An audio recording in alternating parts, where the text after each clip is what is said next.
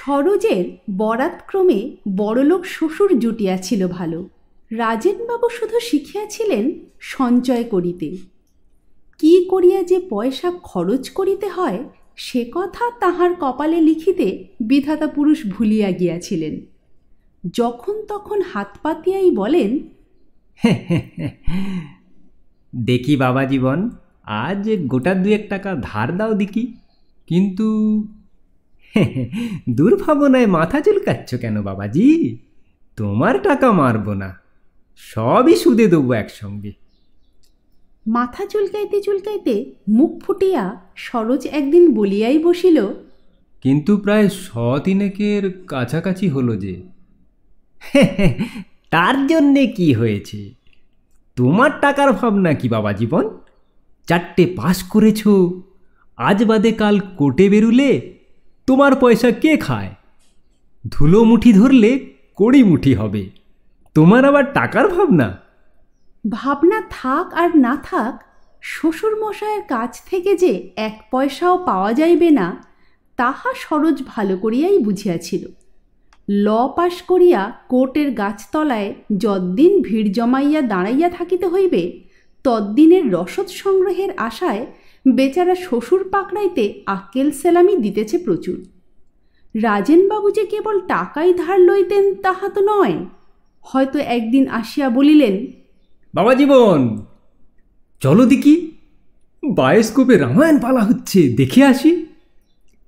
যে লোকটি নাপিতের খরচ কমাইবার জন্য মাসে 1 বার করিয়া দাড়ি কামায়, রবিবারে খবরের কাগজ কিনিয়া 1 সপ্তাহ ধরিয়া পড়ে, তাহার সঙ্গে পাশাপাশি সিটে বসিয়া বায়োস্কোপ দেখিতে হইবে ভাবিয়া সরোজ তাড়াতাড়ি বলিল, না, এখনই আমাকে একবার বিশেষ দরকারে যেতে হবে যে। সে তো যাবেই বাবাজি, দরকার তো তোমার রোজই আছে, কিন্তু এই যে রামায়ণ বলে কথা, ধর্মের ডাক, একে এড়িয়ে যাবার কিছু আছে বাবাজি? তার উপর তোমার মতো সজ্জন জামাই থাকতে শ্রীরামচন্দ্রের পিতৃভক্তি, শ্রীলক্ষণের ভ্রাতৃভক্তি, সীতাদেবীর প্রতিভক্তি জীবন্ত দেখে নয়ন সার্থক করে নি বাবাজি, না হলে বয়স তো বাড়ছে। কিন্তু আপনি যা ভাবছেন তা নয়, দেখার কিছু নেই, আমি একবার দেখেছি। ও কথা বলতে নেই বাবাজি, রামায়ণ একবার কেন 100বার দেখলেও কি পুরানো হয়? কিন্তু কিন্তুর কিচ্ছু নেই, নিজের ধর্মশাস্ত্রকে অত ছোট করে দিও না। শ্রীরামচন্দ্রের কথা অমৃত সমান, কৃত্তিবাস ওঝা কহে শুনে পুণ্যবান, ও কি যা তা বাবাজি! যিনি একবার ওর রসাস্বাদ করেছেন তিনি বড় না হয়ে যাননি। মাইকেল কি রামায়ণ কথা কম পড়তেন? ছোট্ট মেঘনাদ বধের এক কাহিনী লিখেই তিনি অমর হয়ে আছেন। তার উপর গান্ধীজি, আশুবাবু, বিদ্যাসাগর, তোমাদের রবি ঠাকুর, কত নাম করব, তুমি তো সবই জানো। নাও এখন তাড়াতাড়ি তৈরি হয়ে নাও তো, 5টা তো বাজে, চলো চলো। আমার হাতে এখন টাকা? টাকা তোমার হাতে থাকে না তা আমি জানি, টাকা ছিল তোমার জামার পকেটে। এই যে তোমার মানি ব্যাগটা আমি নিয়েই এসেছি, এতে 2 টাকা 2 আনা আছে, ও থেকে আমাকে 1 টাকা 2 আনা ধার দিলেই হবে। নাও নাও নাও নাও, এখন তাড়াতাড়ি ঘরো, তৈরি হয়ে নাও দেখি। আবার ধার? যাহা গেছে তাহা তো গেছে, তার উপর মানি ব্যাগটা পর্যন্ত শ্বশুরমশাই হাতাইয়া বসিয়া আছেন। দেখিয়া সরোজের চোখ কপালে উঠিয়া মূর্ছা যাইবার উপক্রম হইল। কই বাবাজি, নাও তৈরি হয়ে নাও। সরোজকে বাধ্য হইয়া তৈরি হইতে হইল। স্ত্রী রত্নং দুষ্কলাদপীর পিতা, কোনো কথা বলিবার তো আর উপায় নাই। একদিক দিয়া শ্রীকৃষ্ণ তাহার চেয়ে ভাগ্যবান ছিলেন, পরস্ত্রীর মান ভাঙাইয়া তিনি নাম করিয়া গেলেন, আর নিজের স্ত্রীর মান ভাঙাইয়া সরোজ এতটুকু নাম পাইবে না? বেচারার আফসোস। যাক সে কথা। মিনিট কয়েকের মধ্যে সরোজকে শ্বশুর মহাশয়ের সঙ্গে পথে বাহির হইয়া পড়িতে হইল। পথে আসিয়া রাজেনবাবু বলিলেন, চলো বাসেই যাই। 1 টাকা 2 আনা, তাহার উপর আবার বাস ভাড়া। কাল মোহনবাগান ও মহামেডান স্পোর্টিংয়ের খেলা দেখিবে কোথা হইতে। বেচারা সরোজের মুখ শুকাইয়া গেল। তীক্ষ্ণ দৃষ্টিতে সরোজের মুখের পানে একবার তাকাইয়া রাজেনবাবু বলিলেন, তোমার মুখ যে শুকিয়ে গেল বাবা জীবন। ভয় নেই, আমার সঙ্গে বাসে চাপলে ভাড়া লাগবে না, এসো। একখানি চলতি বাস থামাইয়া রাজেনবাবু উঠিয়া পড়িলেন। সরোজকেও উঠিতে হইল। দোতলায় উঠিয়া কতক্ষণ বসিয়া থাকিবার পর কন্ডাক্টর হাত পাতিল। টিকিট? রাজেনবাবু জিজ্ঞাসা করিলেন, কত? কোথায় নামবেন? বায়োস্কোপের সামনে। 5 পয়সা। দুজনের? একজনের। দুপুরবেলা প্রচণ্ড রোদের সময়, যখন বাস না হলে এক পা চলা যায় না, তখন ভাড়া নাও 3 পয়সা। আর এই বিকেলবেলা স্বচ্ছন্দে আমরা এটুকু পথ হেঁটেই যেতে পারি, আর তুমি খামোকা কিনা ডবল ভাড়া নেবে। যাকগে, বিকেলের টিকিট আমার দরকার নেই, তুমি আমায় দুপুরের টিকিটই 2খানা দাও। তা হয় না স্যার? বেশ, তা যদি না হয় তো পুরনো খদ্দের হিসাবে একটি সুবিধা করে দাও। রোজ যে বাসে চাপি, আজ একটা কনসেশন দাও। 4 পয়সা করে নাও।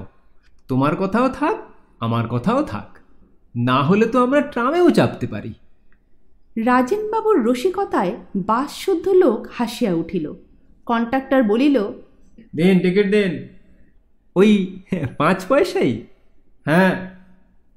তোমাদের বাস কোম্পানি কি মারোয়াড়ির ব্যবসা নাকি? ওসব জানি না মশাই, ভাড়া দিন। বেশ, তাই না হয় দিচ্ছি, কিন্তু তোমাদের কর্তাকে বলো যে আজ থেকে তারা একজন পুরনো খদ্দের হারালো। বলিয়া রাজেনবাবু লাফাইয়া উঠিলেন। আমার মানিব্যাগ এই মাত্র পকেটে রেখেছি, এক্ষুনি কে পকেট কাটলে? কন্ডাক্টর বেগতিক দেখিয়া বাস থামাইল। রাজেনবাবু সরোজকে লইয়া নামিয়া পড়িলেন। বাসখানি চলিয়া যাইতেই রাজেনবাবু প্রাণ খুলিয়া হাসিয়া লইলেন। বলিলেন, দেখলে তো বাবা, বুদ্ধি থাকলে কলকাতা শহরে পয়সা না দিয়েও বাসে চড়া যায়। অতক্ষণ বাজে বকছিলুম কেন জানো? অনেকটা পথ এগিয়ে আসবো বলে। সব মিথ্যে। ব্যাগটা ট্যাঁকে রেখেছিলুম বলেই না এতটা পথ এমনি চেপে আসা গেল। না হলে আমার পকেট মারবে এমন লোক তো আজও বাংলায় জন্মায়নি। সরোজের বুক থরফরানিতে যেন মকরধ্বজের প্রলেপ পড়িল। বিমর্ষ ভাবটা তবু কতকটা শান্ত হইল। দুজনে বায়োস্কোপের কাছাকাছি আসিয়াই বাস হইতে নামিয়া পড়িয়াছিল। এবার টিকিট কিনিয়া ভিতরে ঢুকিল। সরোজ দেখিল টার্জেন দি এপম্যান বই চলিয়াছে, রামায়ণ নয়। রবিবারে একখানি করিয়া কাগজ কিনিয়া যিনি 15 দিন ধরিয়া পড়েন, বায়োস্কোপের ছবি যে ইতিমধ্যে 2-3 বার বদলাইয়া যাইতে পারে, তাহা তিনি কেমন করিয়া জানিবেন। সরোজের সাপে বড় হইল। টার্জেন দি এপম্যান দেখিবার সে সুযোগের প্রতীক্ষা করিতেছিল। শ্বশুরমশাইকে সে কিছুই বলিল না। রাজেনবাবুর ইংরেজি জ্ঞান যাহা ছিল, তাহাতে পেটে ডুবুরি নামাইলেও ABCD উদ্ধার করা যাইত না। চুপ করিয়া তিনি ছবি দেখিয়া চলিলেন। ইন্টারভ্যালেও তিনি কোনো কথা বলিলেন না। বলিলেন একেবারে বই শেষ হইলে। বাহিরে আসিয়া, আশ্চর্য, এই নিয়ে কাগজে কিছু লেখে না? কি নিয়ে? আমাদের অবতার শ্রীরামচন্দ্রকে ওরা কিনা এমন জঙ্গলি করে তুলেছে, সীতাকে এমন মেম সাজিয়েছে, আর শ্রীরামচন্দ্র এমন বাঁদরের মতো ডাকছে। ছি, এদেশে মানুষ নেই দেখি। এত খদ্দর পরে, কংগ্রেস করে, অথচ এর একটা কেউ প্রতিবাদ করে না। আচ্ছা বাবা, এটা কি শুধু অরণ্যকাণ্ডটাই দেখালে না? রাবণ কি তো দেখলুম না? হাসি চাপিয়া রাখা সরোজের পক্ষে কঠিন হইল। 1 টাকা 2 আনার শোক সে কিছুক্ষণের জন্য ভুলিয়া গেল। শ্বশুরমশাইয়ের ধারের হিসাব দিনের পর দিন বাড়িয়াই চলিল। সরোজ চক্ষুলজ্জার খাতিরে যে একেবারে তাগিদ দেয় নাই তাহাও নয়, কিন্তু তাগিদ দিলেই রাজেনবাবু বলেন, আরে তোমার টাকা দেবো না, এ কি আবার একটা কথা হলো? হ্যাঁ, অত তাগিদে যদি দাও তাহলে তোমার কাছ থেকে ধার নেবো কেন? কাবুলিওয়ালার কাছ থেকে ধার নিলেও তো পারতুম। তোমার আবার টাকার ভাবনা বাবাজি। তোমার পেটে যা বিদ্যে আছে, তোমার বুদ্ধি খরচ করলেই টাকা। সরোজ মনে মনে বলিল, আচ্ছা, বুদ্ধি খরচ করেই আপনার কাছ থেকে টাকা আদায় করব। দাঁড়ান। সেদিন শ্বশুর মহাশয় আসিতেই সরোজ বলিল, আপনার উপদেশ মতোই চলেছি, এবার দেখুন টাকা লাভ করব। কি বাবাজি? আমি বুদ্ধি খরচ করে রিসার্চ করে একটা জিনিস বার করেছি। কি? দেখবেন টাকায় টাকা লাভ হবে। আমি এবার রেস খেলব। সর্বনাশ! এ দুর্বুদ্ধি তোমায় কে দিলে? না না না না, দুর্বুদ্ধি নয়, আমি নিজের ঘোড়া কিনে রেস খেলব। অত টাকা পাবে কোথায়? কেন, ভাবছি আপনার কাছ থেকে উপস্থিত ধার নেব। আমার কাছ থেকে? হ্যাঁ, কিন্তু বেশ, আপনি যদি না দেন তাহলে আমি ভাবছি এই বাড়ি বেচেই টাকার জোগাড় করব। সর্বনাশ! সর্বনাশ আবার কিসের? আমার টাকায় টাকা লাভ হবে, আমি নিজে রেসের ঘোড়া কিনব, আমি রেস খেলব। ও কাজ করো না বাবাজি, আপনি ওইসব কথাই ভাবুন। আমি রিসার্চ করে বার করেছি, কালিম্পং থেকে 20 মাইল দূরে ফাঁকিংপংয়ে একরকম ঘাস জন্মায়। সেই ঘাস একবার পেটে পড়লে শরীর অত্যন্ত চঞ্চল হয়ে ওঠে, খালি ছুটতে ইচ্ছে করে। এই ঘাস ঠিক 6 মাস কোনো ঘোড়া খেলে সে মিনিটে 5 মাইল বেগে ছুটতে পারবে। এসব আমার একেবারে সঠিক হিসাব। সেই জন্য আগে একটা ঘোড়া কিনতে হবে, সেই টাকা চাই। আপনি না দেন বাড়ি বেচে দেব, তারপর আমার ঘোড়া যখন ফার্স্ট হবে তখন এমন কত বাড়ি কলকাতা হাঁকিয়ে ফেলবো, হ্যাঁ দেখবেন তখন। কিন্তু বাড়িটা বেচা, এতে কিন্তুর কিছু নেই। ফাঁকিংপংয়ের ঘাস খেলে ঘোড়া আমার ফার্স্ট হবেই। 1 টাকা খরচে তখন 10 টাকা লাভ পাবো। আপনি যদি এখন আমায় টাকা দেন তাহলে আমি শেষ পর্যন্ত আপনাকে শতকরা 25 টাকার অংশীদার করে দিতে পারি। যদি বলেন তো এখনই স্ট্যাম্পের উপর সই করে দিচ্ছি। না না বাবাজি, আমি কি সে কথাই বলছি? তোমায় কি আমি অবিশ্বাস করি? বেশ, অবিশ্বাস যদি না করেন তো কালই আমায় 200 টাকা পাঠাবেন। কালই আমি ঘোড়া কিনতে চাই। আর আসছে সপ্তাহে আপনি নিজে নিয়ে আসবেন আরও 300। সেই টাকায় উপস্থিত 2 মাসের মতো ঘাস কিনতে হবে, বুঝলেন? রাজেনবাবু আর নতুন করিয়া কি বুঝিবেন? পয়সা কি করিয়া উপায় করিতে হয় তাহা তিনি ভালো করিয়াই জানেন। তাহার চোখের সামনে ঘোড়দৌড়ের মাঠের ছবি ভাসিয়া উঠিল। দিন 6 পরেই উলুবেড়িয়া হইতে সরোজের নামে 200 টাকার মানি অর্ডার আসিল। তাহার পর কদিন যাইতে না যাইতেই শ্বশুরমশাই আসিয়া হাজির, বলিলেন, বাবাজি, ঘোড়া কিনেছ? সরোজ হাসিয়া বলিল, নিশ্চয়ই, শুভস্য শীঘ্রম। ওসব কাজে আবার দেরি করতে আছে নাকি? যেদিন আপনার কাছে টাকা পেলুম তার পরদিনেই ঘোড়া কিনেছি। কেমন ঘোড়া কিনেছ আমি আজ একবার দেখতে এলাম বাবাজি। নিশ্চয়ই 100 বার দেখবেন। আপনার টাকায় ঘোড়া কিনলুম আর আপনাকে দেখাবো না? বলুন না, এখনই দেখিয়ে আনছি। তবে এখন সে ঘোড়া দেখে আপনি সুখী হতে পারবেন না। একে জংলি, তার উপর খুব রোগা দেখে কিনেছি। হ্যাঁ, তা হোক বাবাজি, চলো একবার দেখে আসি। বলিয়া রাজেনবাবু উঠিয়া দাঁড়াইলেন। সরোজ তাহাকে সঙ্গে লইয়া খানিক দূরে পথের মোড়ে গাড়ির স্ট্যান্ডে দাঁড়াইয়া থাকা একখানি 2nd ক্লাস গাড়ির একটি ঘোড়ার কাছে লইয়া গিয়া বলিল, ওই ঘোড়াটা? ওই ঘোড়াটা? ও তো গাড়ির ঘোড়া। আগে না, ওটা গাড়ির ঘোড়া নয়, ওটাকে আমি ইচ্ছে করেই ওই গাড়িতে জুতে রাখিয়েছি। জংলি ঘোড়া, ওকে ঠিক ছুটিয়ে ছুটিয়ে এখন পোষ মানাতে হবে। সেই জন্য মাইনে দিয়ে আবার একটা সহিস রাখব। তাই অনেক ভেবে চিনতে ওটাকে গাড়িতে জুতিয়ে দিয়েছি। ঘোড়াটার পোষ মানারও ঠিক ব্যবস্থা হবে, উপরন্তু গাড়ির মালিকের কাছ থেকে কিছু কিছু পাওয়াও যাবে, সহিসের মাইনেটাও বাঁচবে। একটা ইকোনমি হলো, বুঝলেন না? ইকোনমি কথাটার মানে শ্বশুরমশাই বুঝিলেন কিনা জানি না। তাড়াতাড়ি তিনি কয়েক পা আগাইয়া গেলেন, ঘোড়াটির গায়ে হাত বুলাইয়া আদর করিতে। সরোজ দেখিল এইবারেই বিপদ। ঘোড়াটার গায়ে হাত দিলেই সহিষ্টা যদি কয়েকটা কথা শুনাইয়া দেয়, তখন সবই তো জানাজানি হইয়া যাইবে। তাড়াতাড়ি বলিল, ও কি করেন? কাছে গিয়ে হাতটা দেবেন না যেন। নতুন জঙ্গলি ঘোড়া এক্ষুনি চাট মারতে পারে, আগে থেকে সাবধান হওয়াই ভালো। রাজেনবাবুর বয়স হইয়াছে, তার উপর পাড়া গাঁয়ের লোক। জামাইয়ের কথা শুনিয়া তিনি তাড়াতাড়ি ভয়ে পিছাইয়া আসিলেন। বলিলেন, কিন্তু বাবাজি বড় রোগা। হ্যাঁ, আগে রোগা দেখেই তো কিনেছি। রোগা না হলে তো ছুটতেই পারবে না। তার উপর কলের জল আর ফাঁকিং পঙের ঘাস পেটে পড়লে দেখবেন এই ঘোড়াই আরও দুহাত লম্বা হবে। একবার পা ঠুকবে আর মেঝের উপর আগুনের ফুলকি উঠবে। তখন বলবেন, বাবাজি বলেছিলে। দেখবেন এমন লাভ করব যা আপনি কখনো ধারণাও করতে পারবেন না। যাক সে কথা, ঘোড়া তো দেখলেন। এখন ফাঁকিং পঙের ঘাসের দাম 7-3 টাকা দিন। একেবারে 2 মাসের ঘাস আনিয়ে নিতে হবে, না হলে আসছে সিজনে ঘোড়াটাকে দৌড় করাতে পারবো না। আরে সে কি আবার একটা কথা হলো বাবাজি? টাকা আমি কালই পাঠাবো তোমার নামে।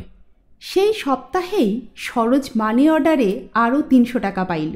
শ্বশুরমশাই এদিকে প্রতি রবিবারেই উলুবেড়িয়া হইতে আসিয়া খোঁজ লন। ঘোড়াটা কেমন হলো বাবাজি? একবার দেখাবে না? সরোজ গম্ভীরভাবে জবাব দেয়, আগে এখন ঘোড়াটা সাহেবদের আস্তাবলে আছে। কি করে রেসে দৌড়াতে হয় তাই শিখছে সেখানে। কেমন হলো একবার দেখতে ইচ্ছে করে। সে যা হয়েছে আপনি আর চিনতে পারবেন না। ফাঁকিং পঙের ঘাস খেয়ে তার চেহারা একেবারে বদলে গেছে। ওদের অনুমতি নিয়ে সুবিধে মতো একদিন আপনাকে নিয়ে যাব, দেখবেন। তা আজই একবার চলো না বাবাজি। না না, তা হয় না। দেখুন, ওদের সব নিয়ম কানুন আছে। যখন তখন গিয়ে দেখতে চাইলে ওরা বিরক্ত হয়। হয়তো বলে বসবে, আপনাদের মতো লোকের ঘোড়া আমরা রাখবো না। তখন একবার ঘোড়া দেখতে গিয়ে আমাদের ভবিষ্যৎটা নষ্ট করা কি ঠিক হবে? আপনিই বলুন। না না বাবা, তবে থাক, তবে এখন থাক। শ্বশুরমশাইয়ের ব্যস্ত ভাব দেখিয়া সরোজ মনে মনে হাসিয়া লইল। এদিকে পূজা আসিয়া পড়িয়াছে। সরোজ স্ত্রীকে একদিন বলিল, এবার পূজায় কলকাতায় থাকবো না, পশ্চিমে কদিন ঘুরে আসি গে চলো। স্ত্রী যেন হাতে স্বর্গ পাইল। শাহজাহানের প্রেমের মর্ম স্মৃতি দেখিবার তাহার আবাল্যের আগ্রহ। বলিল, আগ্রা নিয়ে যাবে তো? হ্যাঁ, দিল্লি আগ্রা সব। গত পুজোয় বললে টাকা কোথায় পাবো, আর এবার হঠাৎ টাকা পেলে কোত্থেকে গো? তোমার বাবা দিয়েছেন। বাবা টাকা দিয়েছেন? হ্যাঁ, কেন তিনি কি দিতে পারেন না? তা পারেন, কিন্তু আদায় করাটাই শক্ত। সত্যি দিয়েছেন না দেবে বলেছেন? দিয়েছেন। আমি আদায় করতে জানি বলেই দিয়েছেন। কত? 500। 500? হ্যাঁ। কি করে আদায় করলে গো? দিল্লি আগ্রা দেখবো বলে। অত সহজে দেবার লোক তিনি নন। সত্যি বলো না, কি করে আদায় করলে? সত্যিই বলছি। এই যে প্রায়ই 1 টাকা 2 টাকা করে ধার নিতেন না, তারই প্রায় 400 টাকা হয়েছিল। তার উপর 100 টাকা দিয়ে উনি পাঠিয়ে দিয়েছেন। আমার বিশ্বাস হয় না। আচ্ছা, এই রবিবার এলেই সব জিজ্ঞেস করব এখন। তাহলে আর জিজ্ঞেস করা হবে না। এই রবিবারে আমরা থাকবো আগ্রায়। কালই আমরা যাচ্ছি। কালই? হ্যাঁ। পরদিন সরোজ ট্রেন ধরিবার আগে শ্বশুরমশাইকে চিঠি লিখিল। পূজ্যপাদেশু, আপনাকে দেখাইবার জন্য কাল সাহেবে আস্তাবল হইতে ঘোড়াটিকে আনাইয়া পাশের বাড়ির আস্তাবলে রাখিয়াছিলাম, কিন্তু ফাঁকিম পঙের ঘাস খাইয়া ঘোড়াটি এত তেজি হইবে তা তো জানিতাম না। শেষ রাত্রে দড়ি ছিঁড়িয়া পলাইয়াছে। লোক পরম্পরায় খবর পাইলাম শেরশাহ রোড ধরিয়া ঘোড়াটি ছুটিতেছে। অত খরচ করার পর ঘোড়াটি যদি হারাইয়া যায় তাহা হইলে সমূহ ক্ষতি হইবে। তাই আর দেরি না করিয়া আমি তাহার অনুসরণে যাইতেছি। আপনার মেয়েকেই বা কাহার কাছে রাখিয়া যাই, তাই সঙ্গে লইলাম। পরে যথাযথ পত্রে সব লিখিব। এখন অত্যন্ত তাড়াতাড়ি। প্রণাম লইবেন। ইতি। সরোজের চিঠি পড়িয়া রাজেনবাবু চিন্তিত হইয়া পড়িয়াছেন। এমন সময়ে আরেকখানি চিঠি তাহার হাতে পড়িল। মেয়ে লিখিয়াছে, বাবা, আপনি আমাদের পূজার খরচ হিসাবে 500 টাকা ধার শোধ দিয়েছেন শুনলুম। সেই টাকায় আজই আমরা পশ্চিমে যাত্রা করছি। দিল্লি, আগ্রা সব ঘুরে আসব। আপনি আমাদের সঙ্গে কেন এলেন না বুঝতে পারলুম না, ইত্যাদি। এই কয় লাইন পড়িয়া রাজেনবাবুর চোখের সামনে সর্ষে ফুল ফুটিয়া উঠিল। মাথায় হাত দিয়া মাদুরের উপর বসিয়া পড়িলেন। ইস, ঘোড়া, রেস, সব বুঝলু কি শয়তান! শয়তান তখন কৃপণ শ্বশুরের পয়সায় চলন্ত ট্রেনের ইন্টার ক্লাসে বসিয়া স্ত্রীর সঙ্গে গল্প জুড়িয়া দিয়াছে। লেসন চ্যানেলে আজকে শুনলেন ধীরেন্দ্রলাল ধরের লেখা নরানাং শ্বশুরক্রম।